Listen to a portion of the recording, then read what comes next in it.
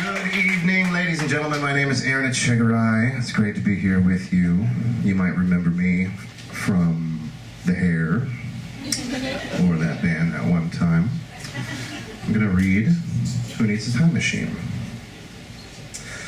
I was watching that time travel movie, Looper, when it occurred to me that I've been doing some time traveling myself lately. I recently went on a journey back in time to the 6th grade, Spring Oaks Junior High School, home of the Purple Panthers. Time travel is a piece of cake now. It's as easy as logging into Facebook. Now, I'm not the type of guy who lives in the past, and a hero never looks behind. However, sometimes the past finds you. Are you the Seth from Spring Oaks Junior High? Was the message on my iPhone after accepting her friend request a few hours earlier. Her name was Jennifer Hart, which is just so Dickensianly perfect, I'm refusing to change her name in my story. She was my first school-age crush. Pardon me. She was in my 6th grade class, skinny and short, bleach blonde hair, brown eyes, bangs in her face, but most importantly, she was bad news. To be bad news in junior high is quite an accomplishment. To be bad news in junior high means you're doing it right. I knew she was bad news. Everybody knew she was bad news. There was an immediate, unspoken acknowledgement of it and acceptance. And I knew right then she was my kind of girl. Let me elaborate on this. She wore dark eye makeup. She smoked. 6th grade. She wasn't worried about anything. She rarely did any homework. She wore a blue-gray denim jacket, too big for her frame, and that featured on the back a rock and roll t-shirt panel that read Pink Floyd. Show me another way to advertise bad news than having a rock and roll jean jacket. I was the class clown. She sat in the back near me, and when she wasn't asleep, I was making her laugh. And this was 1988, my first year in the 6th grade.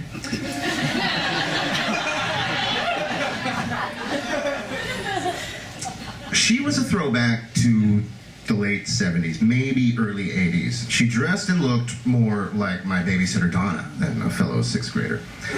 I was probably running around in jams, and she was dressed like a tween member of the Strokes.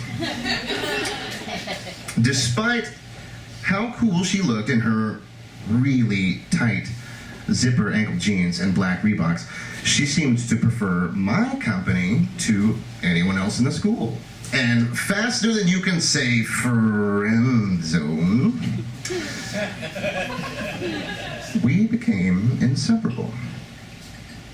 We would rock out to Bon Jovi and Black Sabbath and resent our parents, eat chicken sandwiches at lunch and linger a bit too long after class was over instead of walking our separate directions home.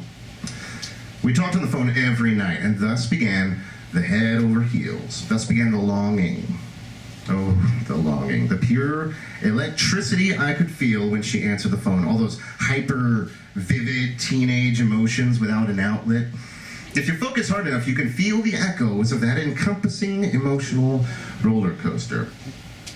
Searching the crowd for that damn jean jacket and blonde hair. Well, then one day, she vanished, and we lost touch. 20 years. Now, I should mention, this is not a story about romantic love. It's not a story about pining for the one that got away. Those lonesome yet sweet memories have very much faded away.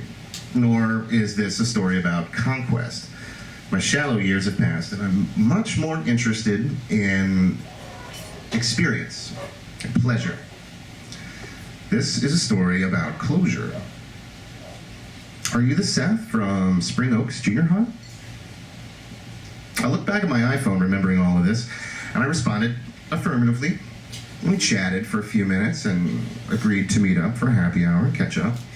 Like many, she has a past life, past marriages, name changes, but I just wanted to talk about 3 things. I wanted to find out what happened to her after that year we lost touch. I wanted to tell her that I had a huge crush on her back then. And I wanted to talk about that jean jacket. So when we met up at Little Woodrow, she looked exactly how I hoped she would. A grown-up version of the 6th grade bad girl I remembered. She still lives in that old neighborhood in Spring Branch. Eats with her kids at the same places she ate with her parents. We talk about tattoos, jobs, divorce, her kids, every place we've ever lived. She told me about her expulsion from school. Drugs. Go figure. I told her about the crush, which she assured me was mutual, and we talked for a bit about the jean jacket. I made her promise to bring it the next time we met up, but I knew that I'd never call it. Afterwards, we shared a warm embrace. It was like the kind of embrace of 2 people that don't fit together, who have too little in common, but an awkward mutual affection for one another, and perhaps a twinge of the longing. So, who needs a time machine? You really just need Facebook. A little alcohol. So I went back and I watched the movie Looper again, and just like with Jennifer, I liked it better the first time.